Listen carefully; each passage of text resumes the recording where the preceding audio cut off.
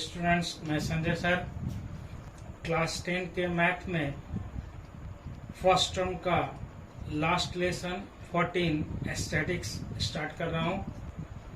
तो पिछले previous class में हम क्लास 9th में स्टैटिक्स के विषय में बहुत कुछ जाने, फिर एक बार हम रिपीट कर दे रहे हैं कि स्टैटिक्स क्या है। तो स्टैटिक्स जो है extraction of meaningful information of data is a study in branch of mathematics.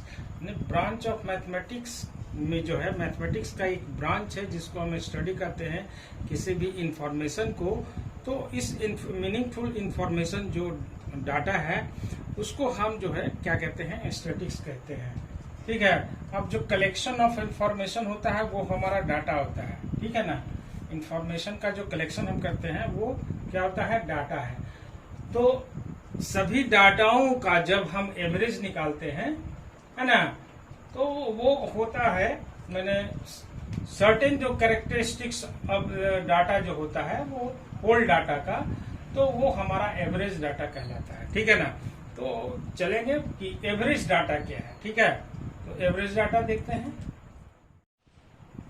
तो एवरेज डाटा जो है, average of the data, a certain value representation of whole data, जितने भी डाटा का जो सर्टेन वैल्यू है ना, एंड सिग्निफाइंग इट्स कैरेक्टर, जो इसका चरित्र को बताता है, is called average of the data. इसको हम क्या कहेंगे, एवरेज ऑफ द डाटा।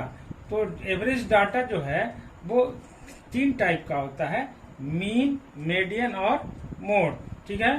तो एवरेज डाटा आप समझ गए किसको कहते हैं, जितने भी होल डाटा है उसका जो वैल्यू है, उसका कैरेक्टर का मतलब जो बताता है, कैरेक्टरिस्टिक चरित्र का, उसको हम जो है एवरेज ऑफ डाटा कहते हैं। और ये 3 टाइप का होता है, मीन, मीडियन, मोड, है ना। अब इसके बाद जो आता है वो है सेंट्रल टेंडेंसी।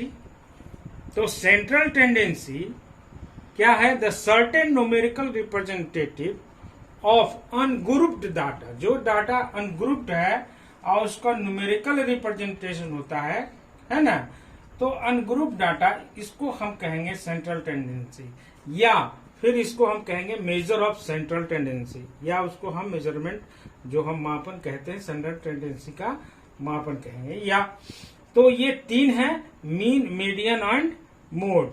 सेंट्रल टेंडेंसी का 3 हिस्सा है जो न्यूमेरिकली हमको रिप्रेजेंटेशन करना पड़ता है, इसको हम सेंट्रल टेंडेंसी कहते हैं, और ये अनग्रुप्ड डाटा होता है।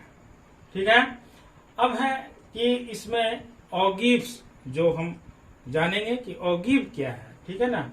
उसके बाद फिर हम आपको लेकर चलेंगे फिर मीन में। ऑगिव यानी curves, the concept of communicative frequency, the cumulative frequency distribution and how draw the cumulative frequency curves is called ogive.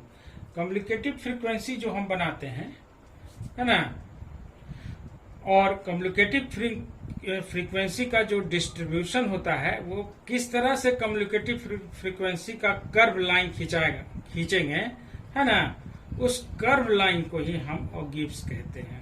उसमें लेस देन होता है, मोर देन होता है ना। तो जब हम ऑगिव्स आपको बताएंगे तो आपको जो है इसके विषय में कम्युनिकेटिव फ्रीक्वेंसी कैसे बनाएंगे, है ना, और फिर उसके बाद डाटा तैयार करके उसका जो है ग्राफ हम किस तरह से खींचेंगे तो वो हम बताएंगे। तो ये लास्ट टॉपिक है ऑगिव्स। अभी हम चलते हैं मीन में। तो मीन क्या है, the mean of observation is the sum of value of all the observation. जितने भी फ्रीक्वेंसी है ना, और उसकी जो हम निकालते हैं आपको एक्सआई, है ना, एक्सआई क्या हो, क्लास मार्क्स जो हो गया, है ना, क्लास मार्क्स का जो हम निकालेंगे अलग अलग, उसका जो वैल्यू को जो है हम क्या करते हैं, मल्टीप्लाई करके सम करते हैं, और सम करने के बाद जितने भी फ्रीक्वेंसी होता है उसको सम करके हम डिवाइड करते हैं, तो क्या होता है, हमारा मीन निकल जाता है। तो मीन ऑफ ऑब्जर्वेशन जो है क्या है, sum of the value of the observation, है ना, is divided by the total number of observation. यहाँ ये छूट गया है ना, is divided by the total number of observation. तो इसका मीन का मतलब एक्स बार, तो मीन हो गया एक्स बार इक्वल टू क्या हो गया f1x1 plus f2x2 plus f3x3 plus up to fn into xn upon f1 plus f2 plus f3 plus fn तक, यानी जितना भी आपका फ्रीक्वेंसी 1 2 3 है सबका सम करके हम इसको जो है डिवाइड कर देंगे टोटल नंबर से, तो हमारा जो है मीन निकल जाएगा। अब देखते हैं कि मीन निकालने के लिए 3 स्टेप होता है। पहला है डायरेक्ट मेथड, दूसरा है एज्यूम मीन मेथड और तीसरा है स्टेप डेविएशन मेथड। ठीक है ना। तो अभी हम जो है आपको बताएंगे डायरेक्ट मेथड के विषय में कि डायरेक्ट मेथड जो है किस तरह से और उसका क्या फॉर्मूला होता है। ठीक, मीन एक्स बार तो क्या हो गया इसका F I into X I, sigma power N, I का वैल्यू 1 होता है तो F I into X I upon sigma N I equal to 1 F I, है ना। तो इस तरह से हम इसको इस तरह इसका फॉर्मूला मीन इक्वल टू क्या लिखेंगे, sigma F I into X I upon sigma F I. तो ये आपका मेन फॉर्मूला जो है मीन का हुआ। तो हम चलेंगे डायरेक्ट मेथड में। तो डायरेक्ट मेथड में क्या होगा, ठीक है, डायरेक्ट मेथड में यही होता है। डायरेक्ट मेथड में इसका इसी तरह से वैल्यू हम निकालते हैं, sigma F I into X I upon sigma F आई, और इसको डिवाइड कर देंगे। डिवाइड करने के बाद जो आएगा वो आपका मीन आएगा। तो डायरेक्ट मेथड जो है बहुत इजी मेथड है। इसके बाद आता है एज्यूम मीन मेथड। तो डायरेक्ट मेथड में मीन जो है X bar sigma F I into X I upon sigma F I. तो एक्स आई जो है क्या हो गया, class marks. Class marks X I कैसे निकलेगा, 1/2 upper limit plus lower limit plus upper limit, यानी अपर लिमिट और लोअर लिमिट का जो है प्रत्येक डाटा का हम निकाल कर उसको 2 से डिवाइड कर देंगे तो वो हमारा क्लास मार्क्स एक्स आई निकल जाएगा। एफ आई आपका फ्रीक्वेंसी ऑफ डाटा, जो डाटा दिया रहेगा उसमें आपकी जो फ्रीक्वेंसी होगा वो। तो इस तरह से हम डायरेक्ट मेथड से इस फॉर्मूले से निकालते हैं। दूसरा है एज्यूम मीन मेथड। तो एक्स आई वही हो गया lower limit plus upper limit divided by 2। अब इसमें है ए यानी एज्यूम, जो हम एज्यूम करते हैं A suitable value of X I.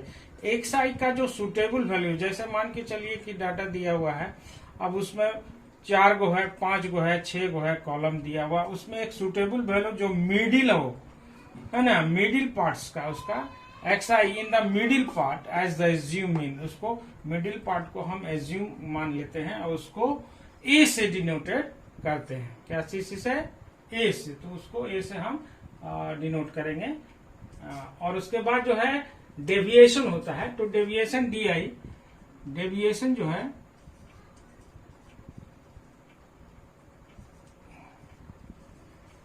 Deviation जो है निकलेगा वो है डी आई। तो d i equal to d i equal to क्या होगा, डी आई इक्वल टू होगा एक्स आई माइनस ए, यानी जो एक्स आई होगा उसमें से ए को हम माइनस, जो एज्यूम करेंगे उसको हम माइनस कर देंगे तो आपका डी आई निकलेगा। ठीक है ना। तो यहाँ पे एज्यूम मीन मेथड में आपका जो मीन है वो कैसे होगा, तो मीन इक्वल टू हो जाएगा एक्स बार इक्वल टू, यहाँ होगा एज्यूम जो आप माने हैं, उसके बाद sigma F I into D I, जो डेविएशन है उसको मल्टीप्लाई कर देंगे अपॉन सिग्मा एफ आई। ठीक है ना। तो इसको जो है सिग्मा टोटल फ्रीक्वेंसी से इसको हम डिवाइड कर देंगे। डिवाइड करने के बाद जो आएगा एज्यूम जो हम माने हैं उसमें प्लस कर देंगे तो आपका मीन निकल जाएगा। ठीक है ना। तो इस तरह से हम एज्यूम मीन मेथड बनाते हैं। अब नेक्स्ट है स्टेप डेविएशन मेथड। ठीक है ना। तो step deviation,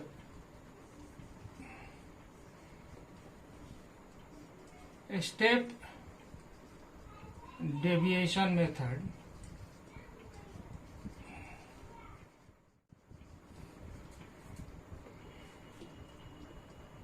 step deviation method में जो है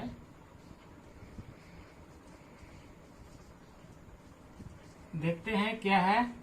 तो यहाँ पे आता है sigma, sorry mean x bar equal to assume, जो आप माने हैं, प्लस हाइट, है ना, और ब्रैकेट में आ जाएगा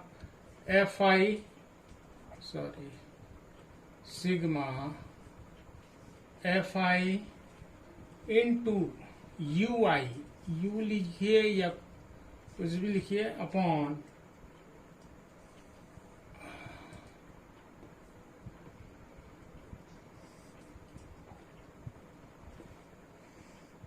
ठीक है, इसको सिग्मा FI, है ना। तो A4 आपको मालूम है एज्यूम, और H क्या हो गया, यहाँ पे आप लिख देते हैं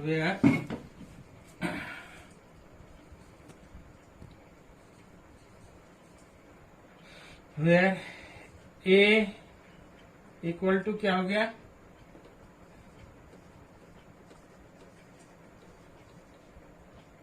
एज्यूम्ड हो गया,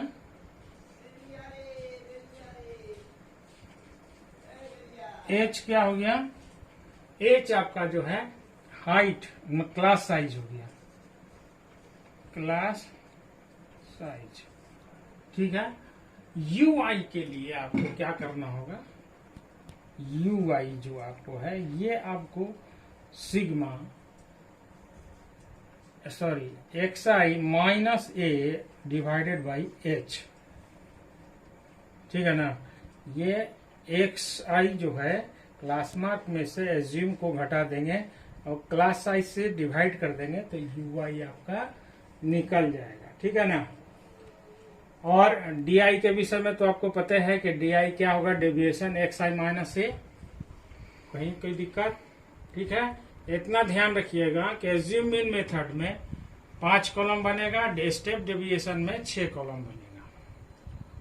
तो इस फॉर्मूले से जो है हम स्टेप डेविएशन मेथड, जब हम एक्सरसाइज स्टार्ट करेंगे तो आपको जो है बताते चलेंगे कि किस तरह से जो है बनते जाएगा। तो अगले वीडियो में जो है हम एक्सरसाइज स्टार्ट करेंगे, एक्सरसाइज 14.1, ठीक है। तो आज के लिए इतना ही, फिर मिलेंगे अगले वीडियो में।